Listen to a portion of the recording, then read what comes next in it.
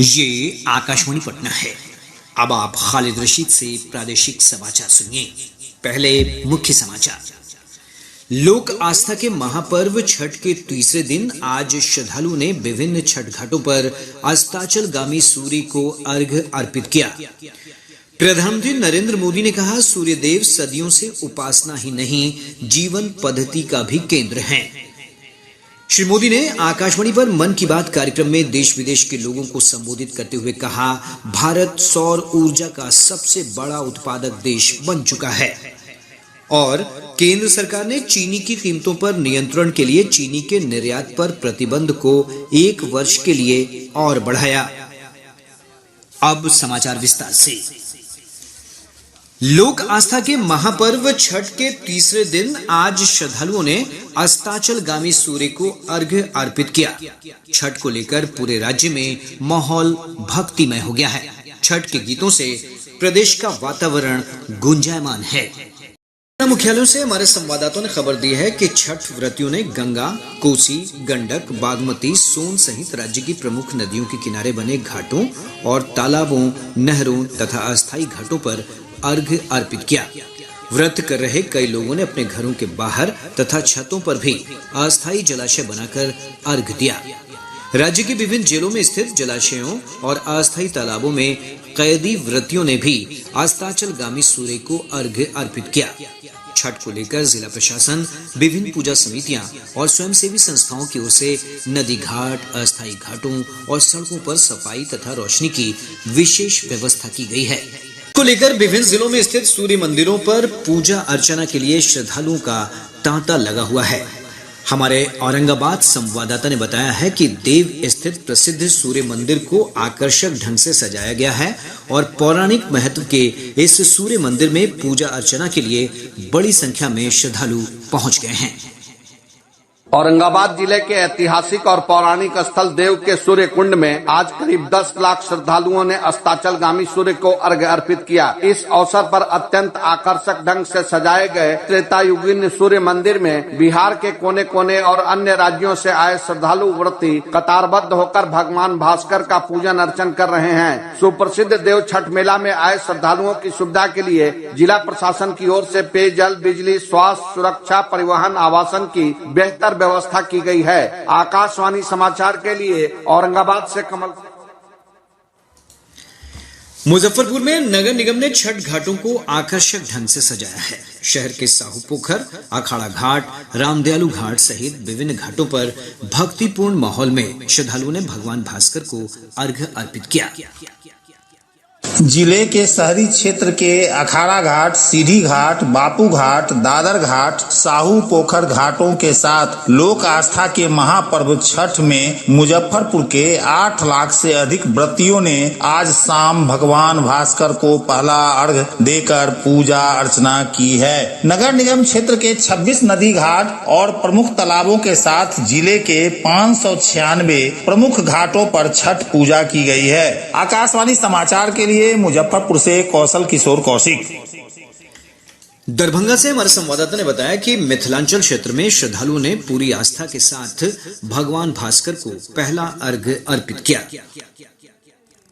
दरभंगा जिले में आस्था के महापर्व छठ को पूरे भक्ति भाव से मनाया जा रहा है। छठ व्रतियों ने आज अस्ताचलगामी सूर्य को अर्घ्य समर्पित किया। जिला मुख्यालय के हराही, दिग्घी, गंगा सागर, लक्ष्मी सागर सहित अनेक तालाबों तथा अधवारा समूह के नदियों किनारे छठ घाटों को बड़े ही आकर्षक ढंग से सजाया गया है। छठ पर्व के अवसर पर दरभंगा जिला प्रशासन ने सुरक्षा के कड़े इंतजाम किए हैं। कल प्रातः उदीयमान सूर्य को अर्घ्य समर्पित करने के साथ ही 4 दिवसीय यह अनुष्ठान सम्पन्न हो जाएगा। आकाशवाणी समाचार के लिए दरभंगा से मैं मणिकांत झा।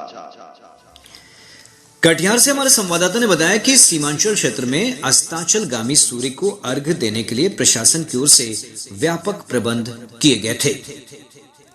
कटिहार में 588 घाटों पर आज लाखों की संख्या में श्रद्धालुओं ने अस्ताचलगामी भगवान भास्कर को अर्घ्य अर्पित किया। साथ ही श्रद्धालुओं ने अपने अपने घरों में भी कृत्रिम जलाशय बनाकर भगवान भास्कर को अर्घ्य दिया। अर्घ्य के दौरान सभी घाटों पर सुरक्षा के पूर्ण इंतजाम किए गए थे। आकाशवाणी समाचार के लिए कटिहार से कुमार मुकेश चौधरी। पटना जिले में बाढ़ स्थित पुण्यार्क मंदिर, मसौढ़ी अनुमंडल स्थित सूर्य मंदिर, दुल्हिन बाजार के उलार्क, शेखपुरा के हथियावा और तेउस गांव स्थित सूर्य मंदिर, बक्सर के रामरेखा घाट, नवादा जिले के हड़िया स्थित द्वापर योगीन सूर्य मंदिर, गया में दक्षिणार्क सूर्य देवालय और नालंदा जिले में बड़गांव के बालार्क तथा ओंगारी गांव स्थित अंगार्क सूर्य मंदिर में स्थानीय व्रतियों सहित अन्य राज्यों से भी बड़ी संख्या में श्रद्धालुओं ने भगवान भास्कर को अर्घ्य दिया। कल सुबह उगते सूर्य को अर्घ्य अर्पित करने के साथ ही 4 दिवसीय महापर्व संपन्न हो जाएगा।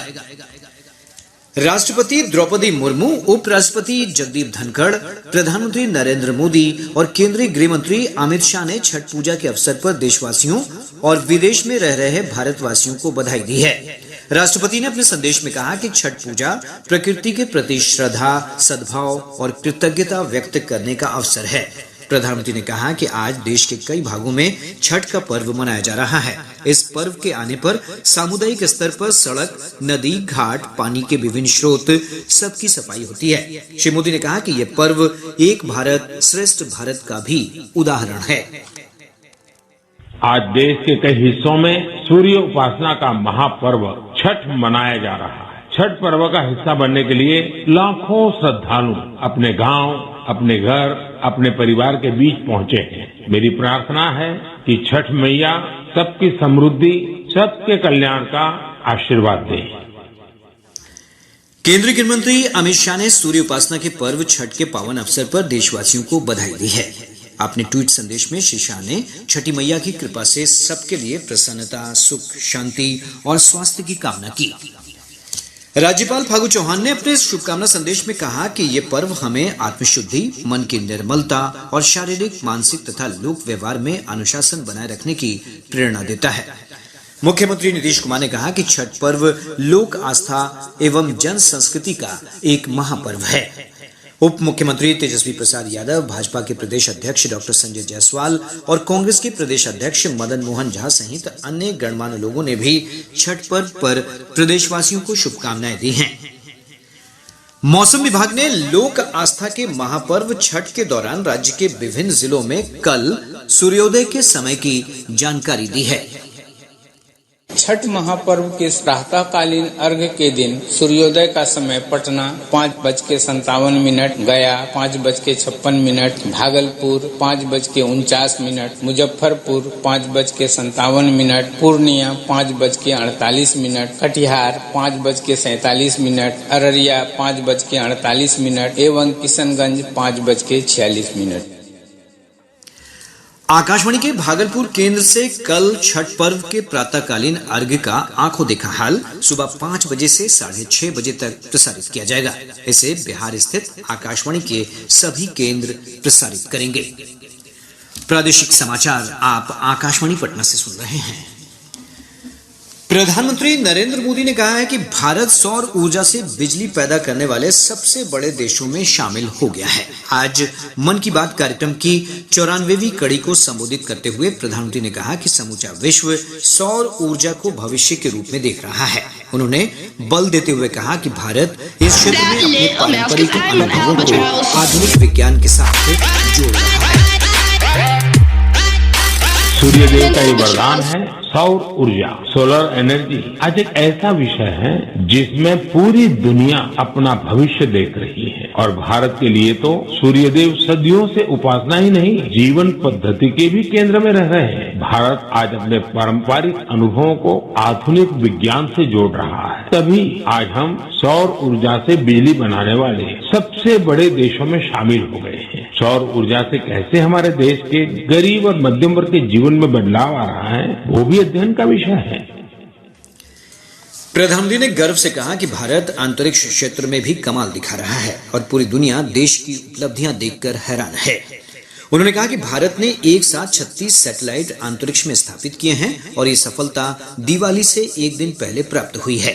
उन्होंने कहा कि इस प्रक्षेपण के साथ ही भारत अंतरिक्ष के वैश्विक वाणिज्यिक बाजार में एक मजबूत खिलाड़ी बनकर उभरा है और इससे अंतरिक्ष के क्षेत्र में भारत के लिए अवसरों के नए द्वार भी खुले हैं। विकसित भारत का संकल्प लेकर चल रहा हमारा देश सबका प्रयास से ही अपने लक्ष्यों को प्राप्त कर सकता है। भारत में पहले स्पेस सेक्टर सरकारी व्यवस्थाओं के दायरे में ही सिमटा हुआ था। जब ये स्पेस सेक्टर भारत के युवाओं के लिए, भारत के प्राइवेट सेक्टर के लिए खोल दिया गया, तब से इसमें क्रांतिकारी परिवर्तन आने लगे हैं। भारतीय इंडस्ट्री और स्टार्टअप इस क्षेत्र में नए नए इनोवेशन और नई नई टेक्नोलॉजी लाने में जुटे हैं। विशेषकर इन स्पेस के सहयोग से इस क्षेत्र में बड़ा बदलाव होने जा रहा है। इन स्पेस के जरिए गैर सरकारी कंपनियों को भी अपने पेलोड्स और सैटेलाइट लॉन्च करने की सुविधा मिल रही है। मैं अधिक से अधिक स्टार्टअप्स और इनोवेटर्स से आग्रह करूंगा कि वे स्पेस सेक्टर में भारत में बन रहे इन बड़े अवसरों का पूरा लाभ उठाएं। प्रधानमंत्री ने कहा कि सरदार वल्लभ भाई पटेल जी की जयंती के अवसर पर कल एकता दिवस मनाया जाएगा। कल 31 अक्टूबर को राष्ट्रीय एकता दिवस है। सरदार वल्लभ भाई पटेल जी की जन्म जयंती का पुण्य अवसर है। इस दिन देश के कोने कोने में रन फॉर यूनिटी का आयोजन किया जाता है। ये दौड़ देश में एकता के सूत्र को मजबूत करती है, हमारे युवाओं को प्रेरित करती है। अब से कुछ दिन पहले ऐसी ही भावना हमारे राष्ट्रीय खेलों के दौरान भी देखी है। जुड़ेगा इंडिया तो जीतेगा इंडिया। इस थीम के साथ राष्ट्रीय खेलों ने जहां एकता का मजबूत संदेश दिया, वहीं भारत की खेल संस्कृति को भी बढ़ावा देने का काम किया है। केंद्र सरकार ने चीनी के निर्यात पर प्रतिबंध को और 1 वर्ष के लिए बढ़ा दिया है। यह निर्णय कल से लागू होगा।